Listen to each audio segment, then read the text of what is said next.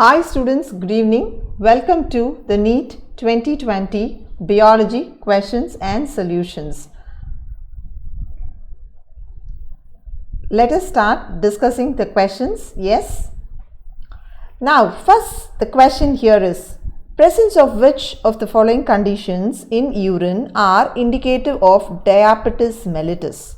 Uremia and renal calculi, ketonuria and glycosuria, renal calculi and hyperglycemia, uremia and ketonuria. Now you can see here, first you should know what is diabetes mellitus.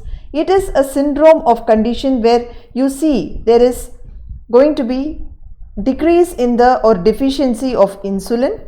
So there is going to be a derangement in their glucose metabolism. Probably because of this derangement, there is going to be presence of more of ketone bodies. Okay, and apart from that, the kidney cannot reabsorb the glucose because it has exceeded their threshold. Okay, so what is going to happen? There will be presence of the glucose in the urine, which we call it as the glycosuria. So the presence of ketone body and glycosuria is characteristic of diabetes mellitus.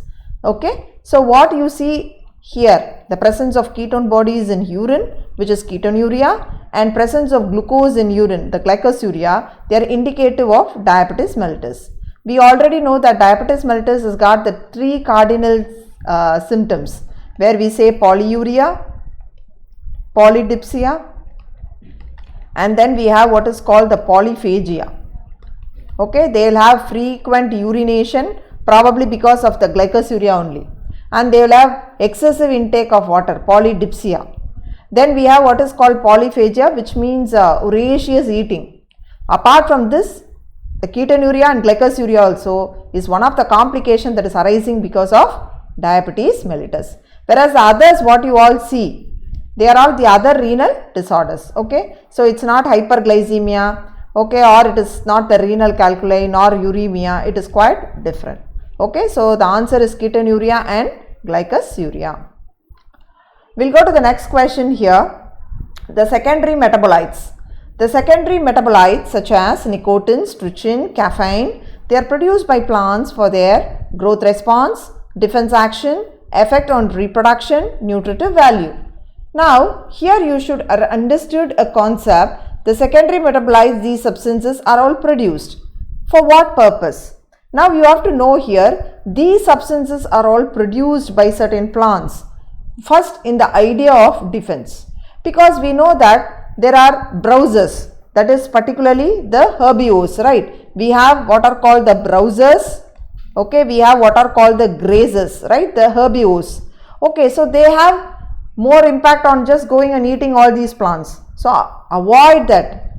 To avoid that, what happens? An array of chemical substances are produced by some plants like nicotine, strychin and caffeine. So it is mainly going to be defense action rather than anything. So you can see here, see the secondary metabolites, they are specialized metabolites. Okay, so they are products which are organic compounds that can be produced by like organic substance like any other thing from bacteria, fungi, plants and all that. But any of these, they are not involved in the normal growth, development or reproduction.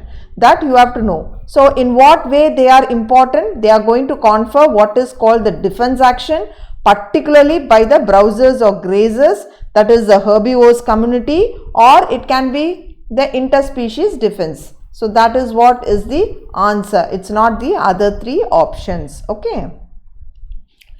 Which of the following would help in prevention of diuresis?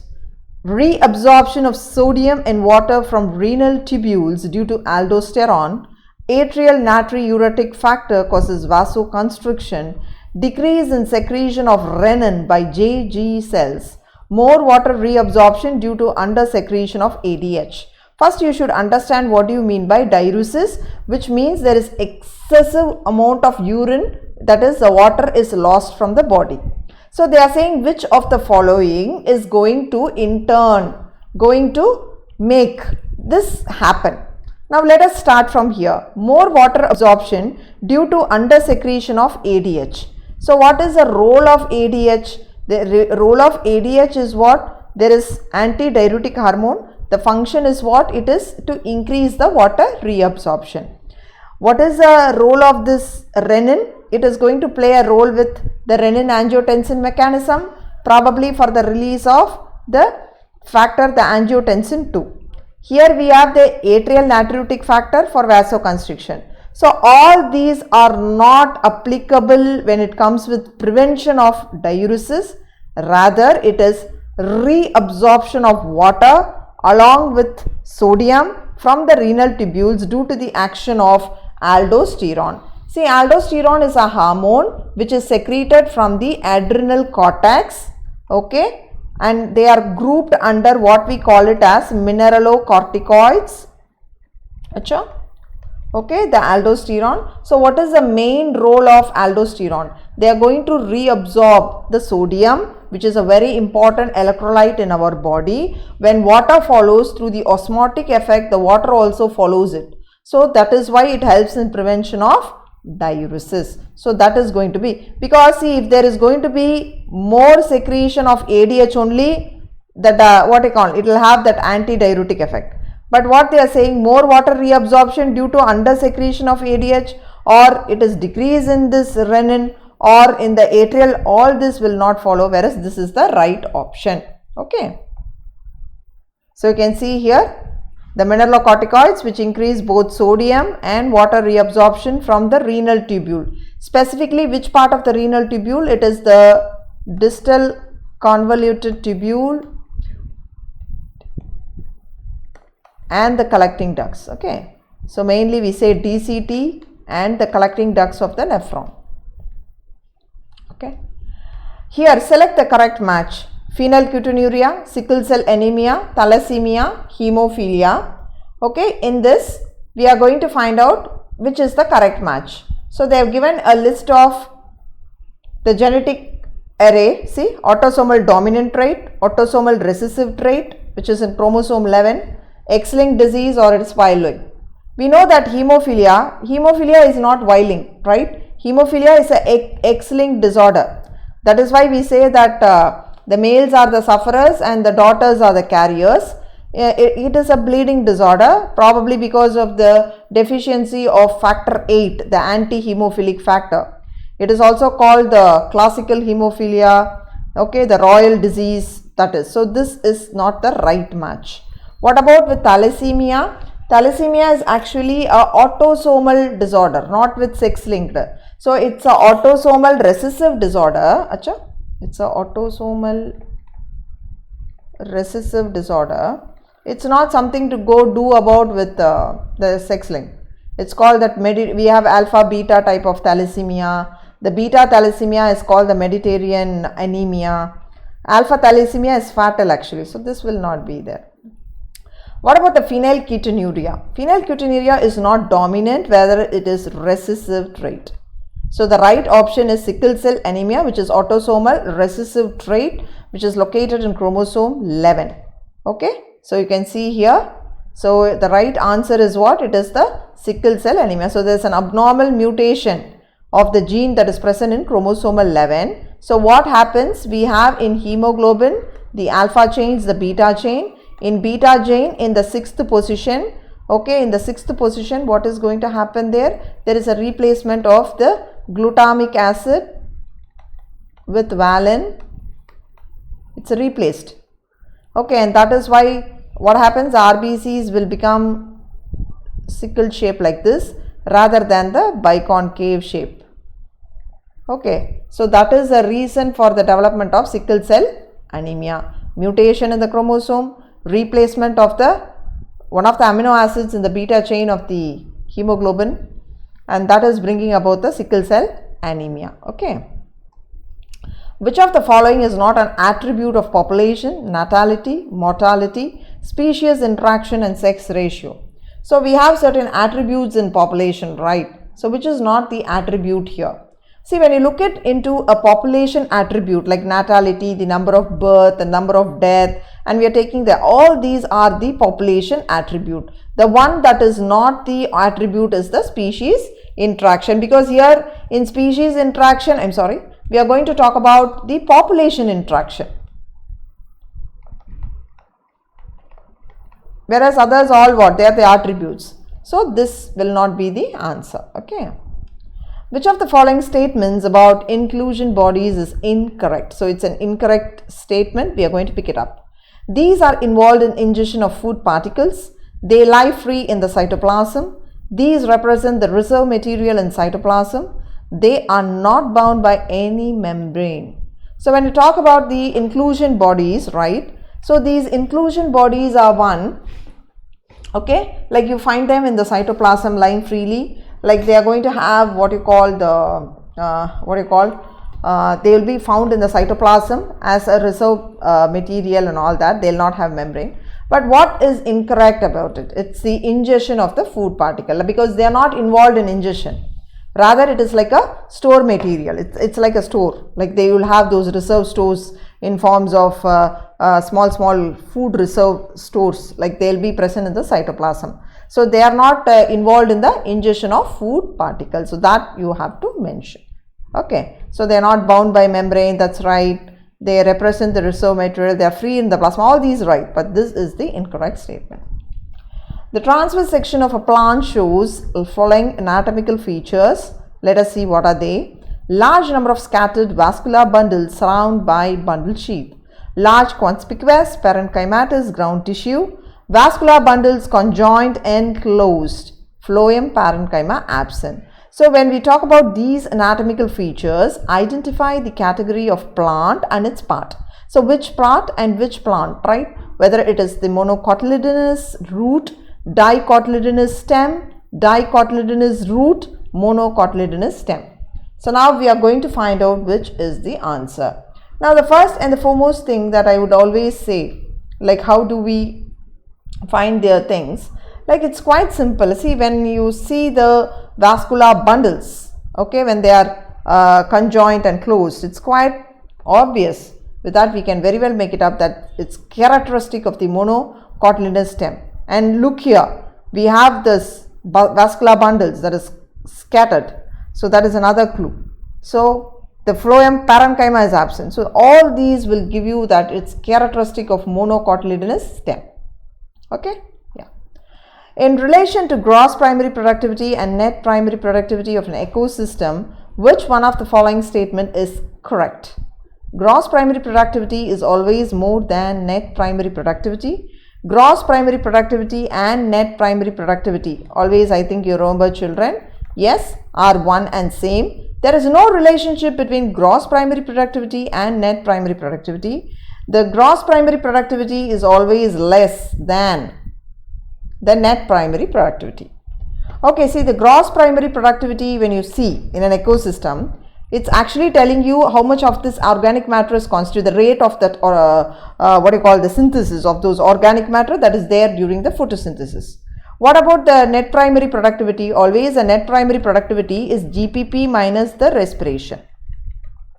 Okay, so always you should know that the GPP is there is always more than the net primary productivity. So that would be the answer. Okay.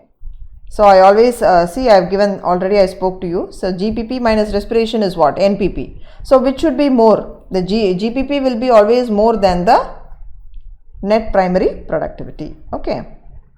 In water hyacinth, water lily, pollination takes place by water currents only. Wind and water, insects and water, insects or wind. See the pollination, we are talking about the plants that is there in the surface of the water. So it is obvious that you children do pick up with water. No, the answer is not that. The answer would be yes. See, you see those water hyacinth, the water lilies.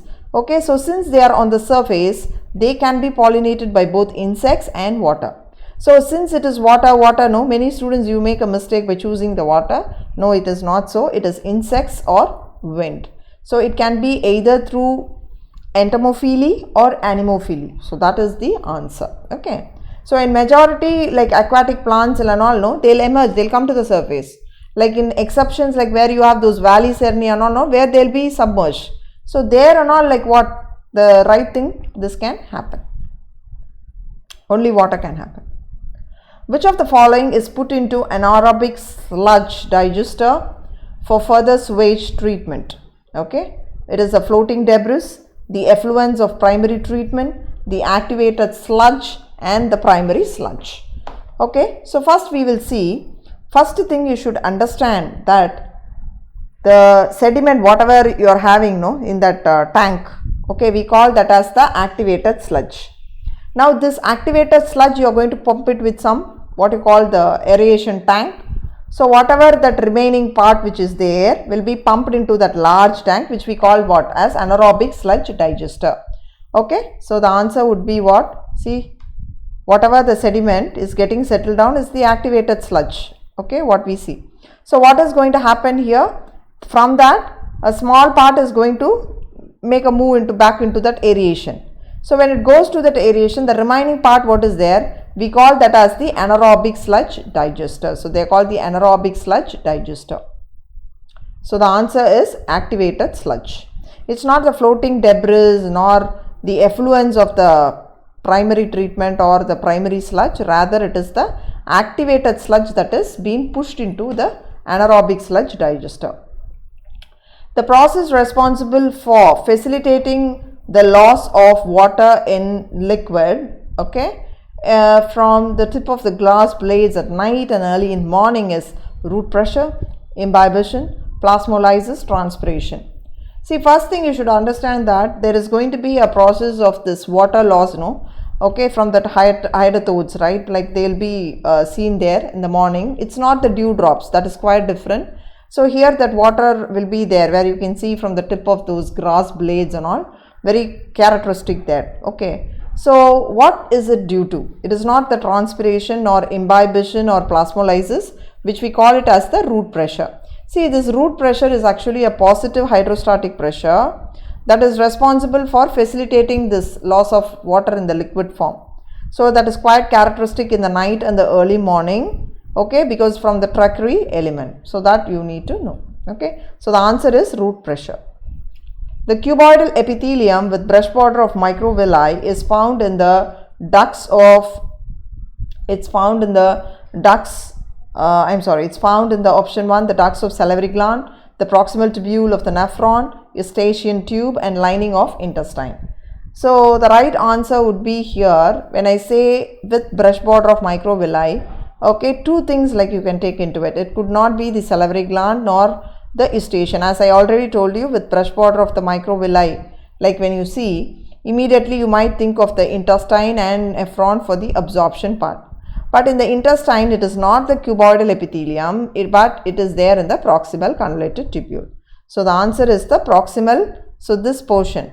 So the proximal convoluted tubule, here you find the what? The cuboidal epithelium with the brush borders, particularly for reabsorption of nearly around some 98% of the filtered load. So that is the role that is. Select the correct statement. Glucagon is associated with hypoglycemia. Insulin acts on pancreatic cells and adipocytes. Insulin is associated with hyperglycemia.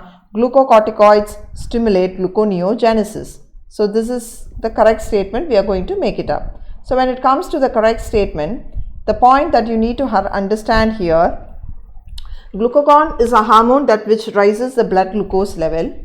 The insulin is the one which is going to act, okay, it's going to have a profound effect everywhere. It is the one that is going to help in permeating, allowing the entry of glucose into the other cells, right? So what would be the right answer? So glucagon is associated here with hyperglycemia, which I already told. Okay, 1 minute, I'll write it. Second, here it is not the pancreatic cell, rather it acts on the liver and the adipocytes. When it comes with insulin, only the insulin will be released when there is going to be hypoglycemia, that is decrease in the blood glucose level. So it is the glucocorticoids which will stimulate the gluconeogenesis. What is gluconeogenesis? It is a breakdown of other carbohydrate, non-carbohydrate source like protein, fat, and synthesizing glucose from that. So they have got this gluconeogenic effect, the glucocorticoids. So what I mentioned. So ultimately, in turn, the glucocorticoids, they are going to increase the blood glucose level by increasing the breakdown of the protein, fats, like that. Okay. So the answer is Glucocorticoids do stimulate gluconeogenesis. Okay, we'll go to the next question. Which of the following is not an inhibitory substance governing seed dormancy? Aspartic acid, phenolic acid, para-ascorbic acid and gibberellic acid. So when it comes with seed dormancy, it's a very direct question, and they've asked like it is not an inhibitory substance. So you have to know that it is the gibberellic acid, the gibberellin, okay, that has got the potency to break the seed dormancy. We are very well aware of this, right? And what it is going to do, by breaking the seed dormancy, it will activate one enzyme called alpha amylase, which is very much needed for the breakdown of starch to simple sugars. So you can see here, see the gibberellic acid which you see here. Okay, so this gibberellic acid in large amount they are present as GA3. This is the one which is helping to break the seed dormancy. Okay, so by breaking the seed dormancy, it is going to help in synthesizing the enzyme called alpha amylase, which is very much needed to break down the starch to simple sugars, which is needed for the germination process, right? So that is where the answer is gibberellic acid. According to Robert May, the global species diversity is about 20 million, 50 million, 7 million and 1.5 million. So you can know that Robert May, he has given this list. He has said that the list is around, okay, so it is around nearly goes around 7 million. So he is saying that although some extreme estimates are there, some 20 to 50 million also, but when it comes to global species, it is around 7 million. So this Robert May, he has proposed lot of what you call theories and all that in population biology, is so famous, and he is the one who has given the estimated amount as to be 7 million. Let us come to a nice interesting match the option. Match the trophic level with their correct species examples. Okay, so they have given various trophic levels, 4th trophic level, 2nd, 1st and 3rd trophic levels, and a list of grassland what you call the animals there, crow, vulture, rabbit, grass. You're going to select the right option. When it comes to the right option, children, the answer is very easy. See here, the 4th trophic level. Okay, what is the highest most there? It would be the vulture. What about the 2nd trophic level? Okay, the 2nd trophic level will be it's a rabbit. And what about the 1st trophic level? The 1st trophic level is the grass, and the 3rd trophic level is the crow. Okay, just see here. So what's the right option? Yes. So as you see in the grassland, the 1st trophic level is what? The grass. Okay, the grass. Next, 2nd trophic level. The 2nd trophic level is the rabbits. Okay, you see the rabbits. Okay, and then what is the 3rd trophic levels? We have those crows, and the 4th trophic level we have what is called the the vultures. So these are the trophic levels that we see in the grassland ecosystem. Okay, and vulture occupying the topmost, the predation. The first phase of translation is recognition of DNA molecule, amino acylation of tRNA, recognition of an anticodon, binding of mRNA to ribosome. So first thing that you need to understand here, when I say the first phase of any translation, there will be an activation of the amino acid in the presence of the ATP. Okay, that process what we call it as the amino acylation. So like how we charge the batteries, like that. So that the process is called what? The amino acylation of the tRNA. Okay, that is the first step. Okay, if somebody is asking us to translate, so what will be our first step? We will get the material, we will view through. The same way is here also. The presence of ATP, here what it is going to do? It is going to just look into it. It is going to involve in the translating process. Strawberry or cones, they are found in terrace. Okay, they are found in terrace, Marchantia, Equistum, okay, and Salvinia. So what should be your answer? Yes, it's very simple, direct question. We see, we do observe. See the strawberry or cones like this, right? Okay, you see a rhizome, we have got the leaves, the node, the branches and all. So it's characteristic where you see the strawberry cones, it's there in the Equistum. Okay. Match the following columns and select the correct option. So we have column 1 with column 2. 6 to 15 pairs of gill slits, the heterocercal card fin, hair bladder, poison sting, trigon, cyclostomes, contractus and osteoarthritis. So they have given two things, like how are we going to choose it up. So here you have to be very like you should know that when it comes to the cyclostomes actually, okay, they have the cyclostomes, no, they're going to have what you call an elongated body which will have nearly around some 16 to 15 pairs of gill slits for their respiration. Okay, so when it comes to air bladder, it is characteristic of those bony fishes. Okay, particularly they belong to the osteochites. So particularly when you see the air bladder, they will be belonging to what? The osteochite. So that is where, because why should you need air bladder there? To give that buoyancy effect. Okay, so that is with the thing.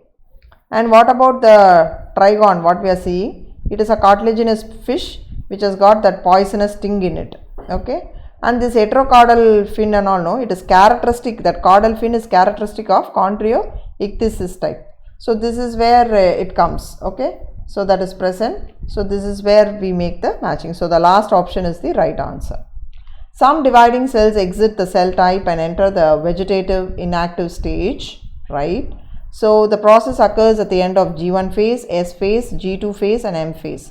So when you take a cell cycle, we have the what you call a G phase and an M phase, and there you have various divisions like G1, S phase and then G2 phase and all that.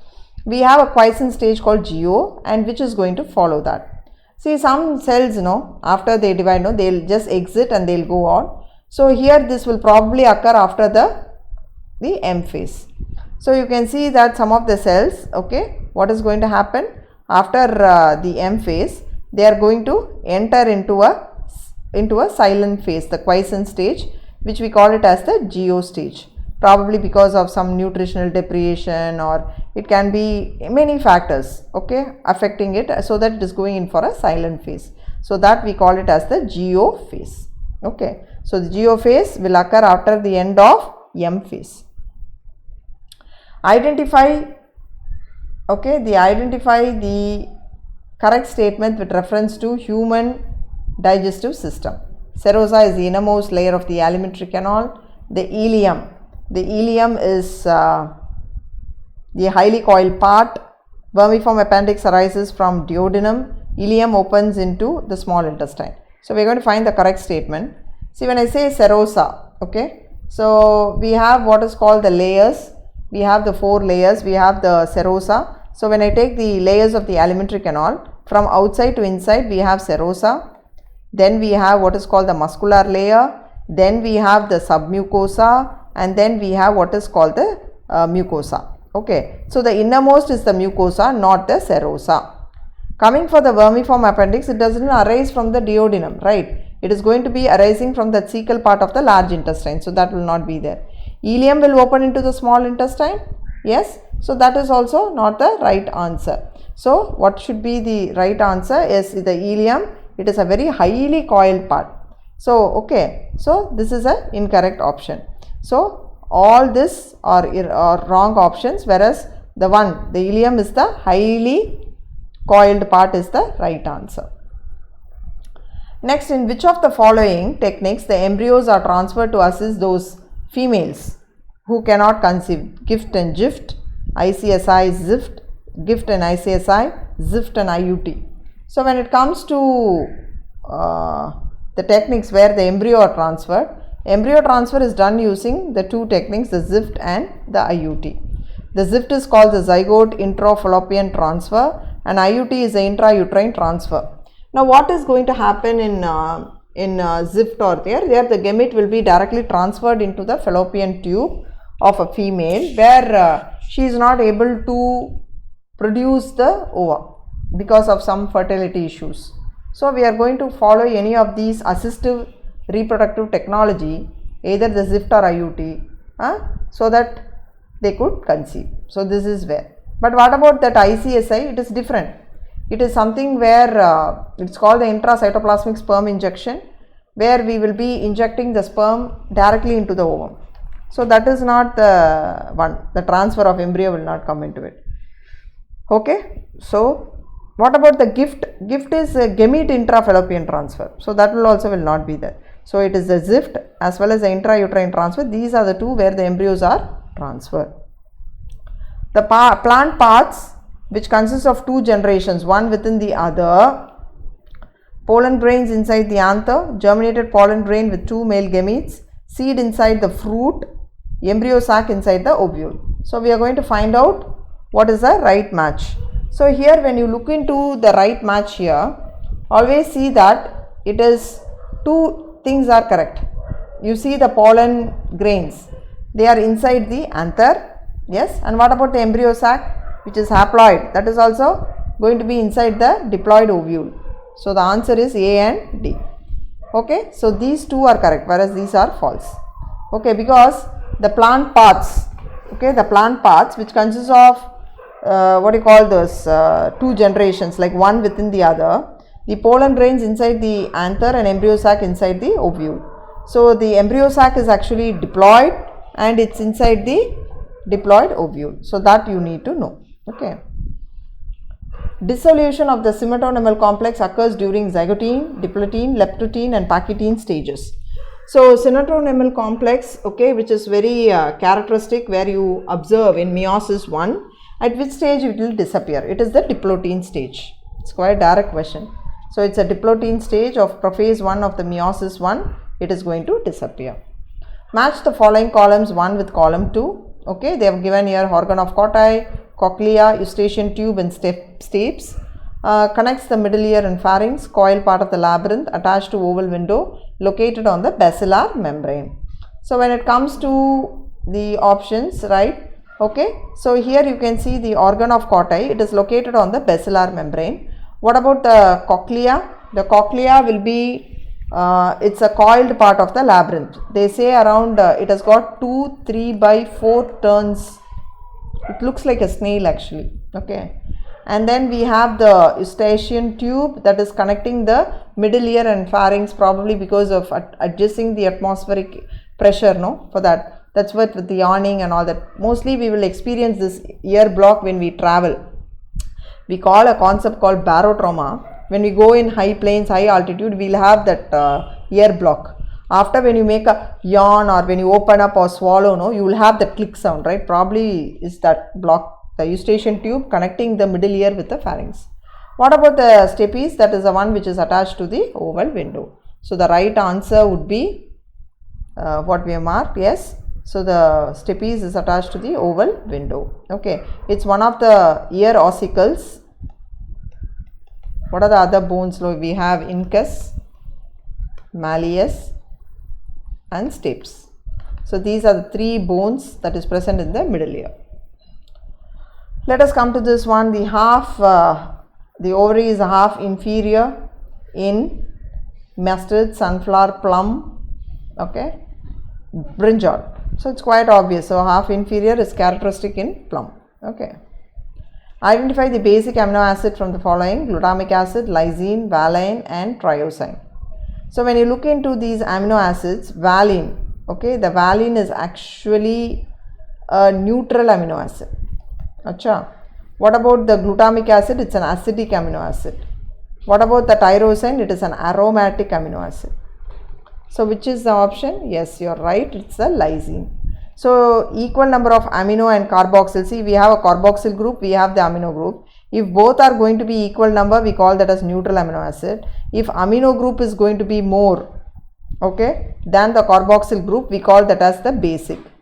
If carboxyl group is more when compared with the amino group, then we say it is the acidic. So here lysine is supposed to be what? It is a basic amino acid. Okay. Next, match the following columns and select the right option. So we have what is called the eosinophils, basophils, neutrophils and lymphocytes. The blood cells are given in one column and their various physiologic functions are given in column 2. The immune response, phagocytosis, release histaminase, destructive enzymes, release granules containing histamine. So what should be your answer? See, when I say eosinophils, they are going to release histaminase destructive enzyme because eosinophils have got that anti-allergic effect. What about the basophils? They are the one will release the granules containing histamine. So they are the one which is going to produce allergic reactions along with mast cells. What about the neutrophils? They are concerned with the first line of diffuse mechanism, the phagocytosis. And then we have what is called the lymphocytes. Okay, the lymphocytes are the one which is going to take part in the immune response. Like we have what is called the T lymphocytes, the B lymphocytes, okay, the immune response. So this is the right answer. Okay. Match the following. First one is the inhibitor of the catalytic activity. It possesses the peptide bonds, cell wall material in fungi, the secondary metabolites. Here they have given ricin, malonate, chitin and collagen. So what should be your answer? The answer here right would be, yes, the fourth one. Okay, see here the inhibitor of the catalytic activity, yes, it is the malonate, because it's a competitive inhibitor. It will not allow it to, so for the succinic dehydrogenase, malonate is the inhibitor.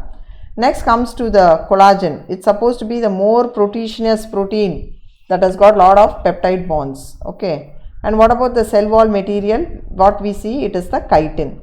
Even we find in the walls of fungi, those arthropods, like the insects and all that. The secondary metabolite, we have what is ricin. The ricin is nothing but, along with arbin, they are all called they are the secondary metabolites. Okay. Identify the correct statement with regard to G1 phase of interphase. So we are talking about the G1 phase, and the right statement. Recognition of all cell components take place. Cell is metabolically active, grows but does not replicate its DNA. Nuclear division takes place. A DNA synthesis or replication takes place. See, one thing you should understand in the G1 phase. In G1 phase, there is going to be active metabolism of the cell. Second thing, here it will grow, but there will be no replication. So the second is the right option. So there will be no replication here. Okay. So it is going to take place where in the S phase, where we call that as it is synthetic phase, where you have what you call the nuclear division will occur only during the karyokinases. Okay. So we have to know that in particularly in G1 phase, everything will get doubling up, but we don't have the replication of the DNA. So reorganization of all cell components, that will take place in the M phase. Nuclear division is the karyokinases, right? So that will not happen here. Or DNA synthesis or replication also will take place in the S. So all these will not be the options. Okay. Name the plant growth regulator which upon spraying on a sugarcane crop increases the length of the stem, thus increasing the yield of sugarcane crop. The options are gibberellin, ethylene, aspartic acid and cytokinin. You can see that when I say that increase in the length of the stem, we have what is called the Bacchanae disease, right? What happened? They found with that only there was unusual elongation of those tree variety, that is rice plants variety. Okay, so they found that gibberellin. Okay, the answer is gibberellin. So what happens? It is going to increase the length, particularly that internode length. There will be more length, so there will be more increase in the production of the sugar canes. Identify the wrong statement, okay, with reference to I that controls the gene I that controls the ABO system. A person will have only two or of the three alleles. When IA and IB are present together, they express the same type of sugar. Allele I does not produce any sugar. The gene has three alleles. Now here you have to understand that on the surface of the RBC, we have the antigen that is expressing what is our blood group, right? So if a particular antigen is present on the RBC surface, the corresponding will not be present on the surface of the, that is the corresponding antibody will not be there in the plasma. So the ABO blood groups, they are controlled by this gene I. So we have A, B and I. Okay. So as we know that there are three gene allele, there's contrasting characters, those sugars will be different only in IA and IB. Whereas the allele I does not produce any sugar. So that is the right answer. Okay. Identify the wrong statement with reference to immunity. When ready-made antibodies are given directly, it is called passive immunity. Okay. Or active immunity is quick and gives full response. Fetus receives some antibodies from mother. It is an example for passive immunity. When exposed to antigen, antibodies are produced in host body, it is called active immunity. Now here when you talk here active immunity, okay, so active immunity is the one which is very quick and gives full response is the wrong statement, because here you should understand that the fetus receives some antibodies from mother. It is an example of passive immunity is right. We do get IgG from our mother which crosses through the placenta.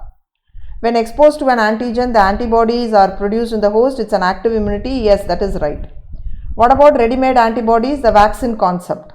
But what is here? The active immunity is not quick. Rather, it is very slow. It takes so much of information, gathers, and it is going to get stored up. Once when there is a first exposure, it is going to form the memory cells, get stored up. Only the second exposure, no, that will be more 1000 times more rapid. They will attack at the full swing. Okay, so that should be slow, not quick. Okay. The enzyme enterokinase helps in the conversion of trypsinogen to trypsin, casinogen to casein, pepsinogen to pepsin, proteins into polypeptides. So pepsinogen to pepsin is by HCl, the casinogen also, all this. Okay, so these all cannot be the answer. It is the trypsinogen to trypsin. Okay, the enterokinase. So the enterokinase is actually secreted from the succus entericus, which is the secretions of the small intestine. So from there it is going to activate the proteolytic powerful trypsinogen into trypsin. Now the trypsin is actually autocatalytic, which is going to convert all the other enzymes in the pancreatic juice into an active form. Okay. The specific palindromic sequence which is recognized by E. coli is, they are given 5' to 3' and 3' to 5', 5' to 3, 3 to 5.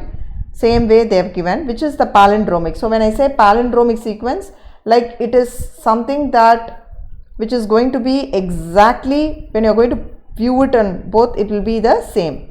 So when you view it just like that, which is going to be the same, yes, it is the fourth option. So a palindromic sequence is there. We see the double helix structure of DNA. We have two ends. One is called the reading from 5 to 3', then we have another from 3' to 5'.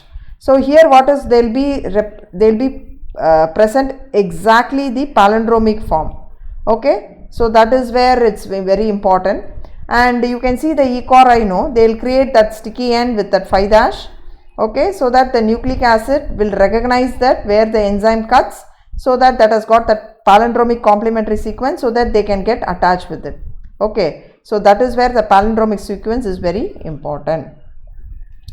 Match the following columns and select the right option. So they are given Bt cotton, adenosine deaminase deficiency, RNAi and PCR. So here when you look into it, okay, the first one, when I say Bt cotton, it is the Bacillus thuringiensis. We know that, okay, through the recombinant technology we have used, okay, by inserting this particular bacteria into the plant to protect against the bollworms, cotton bollworms, right? So that is where it is important.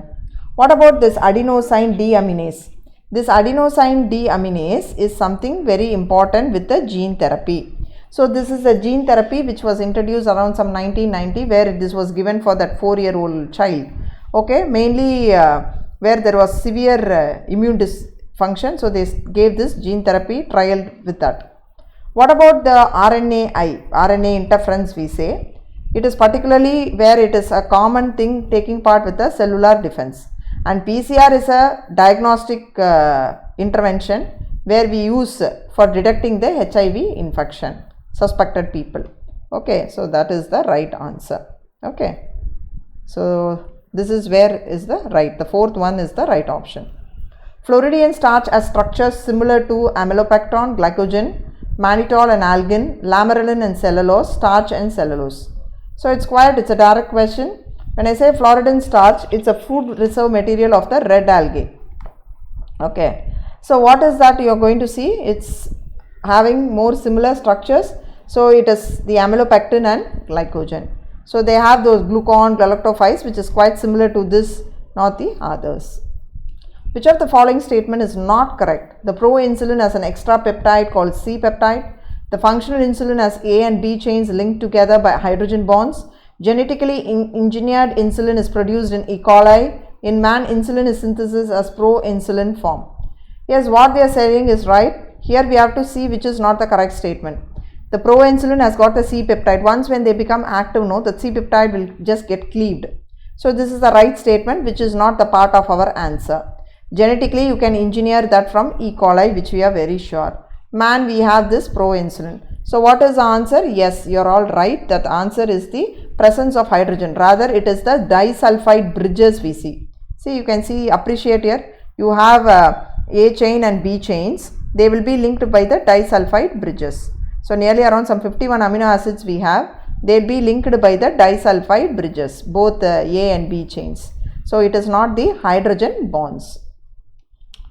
The flippers of penguins and dolphins are examples of convergent evolution, industrial mechanism, natural selection and adaptive radiation. The flippers of penguins and dolphins, okay, they are excellent examples of what you call the convergent evolution, which we say the analogous organs, right? Analogous, okay, analogous organs. So they are exactly giving you idea of convergent, not the others. Okay, so that is the right option. So you can see the flippers, okay, what they have in the penguins or that, they are all like analogous structures. So that says or it emphasizes that it's a result of convergent evolution. Which of the following refer to correct examples of organisms which have evolved due to changes in the environment brought about by anthropogenic action? Darwin finches of Galapagos Islands, herbicide resistant weeds, drug resistance eukaryotes, man created breeds of domesticated animals like dogs. So here when you look, the right option is here they are asking us to refer a correct example, right? So apart from this, the other are all anthropogenic action, because here it is quite different. See, the herbicide resistant weeds or the domesticated created by man or the drug resistant, these are all or man-made, the anthropogenic. What about the first one? They are quite the best example that we can give with natural selection, the founder's effect, or it can be adaptive radiation. So it is not the influence of the man, rather it is because of the evolution. Okay, so the right answer is the Darwin finches is the exception, whereas the other three are the correct examples. Identify the wrong statement with reference to transport of oxygen. We have the partial pressure of carbon dioxide can interfere with oxygen binding with hemoglobin. Higher the hydrogen concentration in alveoli favors the formation of oxyhemoglobin. Lower the PCO2 in alveoli favors the formation of oxyhemoglobin. Binding of oxygen with hemoglobin is mainly related to partial pressure of oxygen. So here, which is the wrong statement they are asking us? See, partial pressure of oxygen, carbon dioxide, it can interfere with binding. Yes, that's what we study with that Bohr effect and all that, Haldane effect and all. Coming here with low PCO2 in alveoli favors the formation of oxyhemoglobin. Yes. Binding of oxygen with hemoglobin is related with the partial pressure. That is what we study in the sigmoid curve.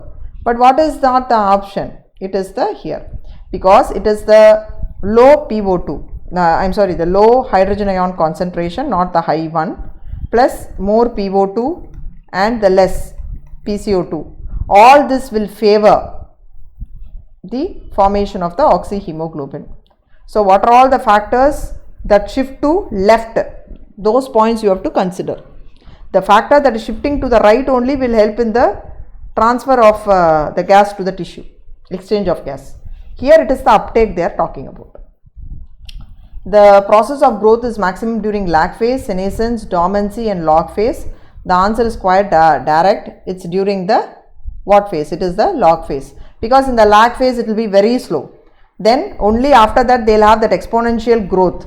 So that you see it only in the lag phase. Okay, that is the log phase or the exponential phase, where there will be more increase in the growth. See, what about in the stationary? There it will come to a standstill. Then there will be a decline. So where you find a characteristic increase, it's in the log phase or the exponential phase. Which of the following regions of the globe exhibits highest species diversity? Madagascar, Himalayas, Amazon forest and Western Ghats of India. Just blindly you can come out with the answer, the Amazon forest, which has got the highest biodiversity. Like you can say that world's so much of diversity of fauna, flora, everything is there in the Amazon forest, which we also call that as a lung of the earth, where more amount of oxygen is produced as a result of those photosynthetic process. So the answer is Amazon forest, not the others. Okay, the others, like they are the biodiversity area, but the very highest is the Amazon forest. The sequence that controls the copy number of the linked DNA in the vector is termed the ORI site, okay, the palindromic sequence, the recognition site and the selectable marker.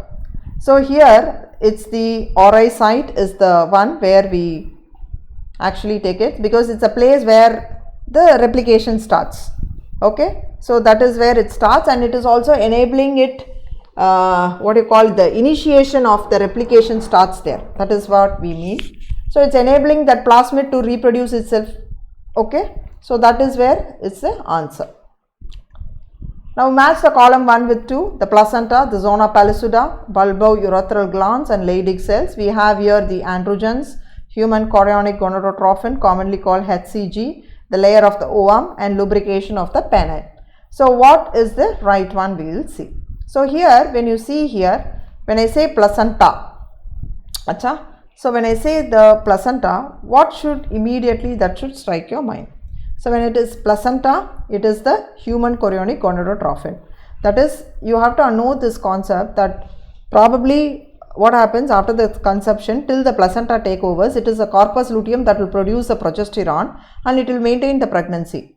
After once when the placenta is established, what will happen? It is the placenta taking over and responsible for maintaining the pregnancy. So you have a very big set of hormones being produced from the placenta.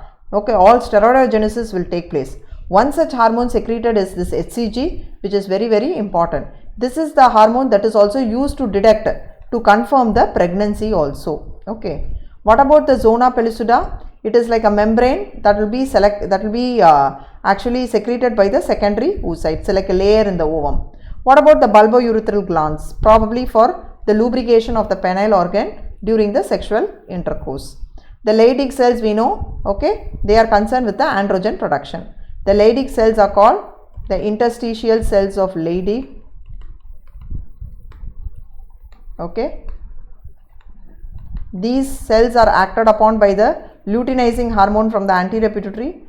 The Leydig cells in turn will produce the androgens, that is the testosterone, okay, which is the anabolic steroid hormone in men. So the third one is the right option.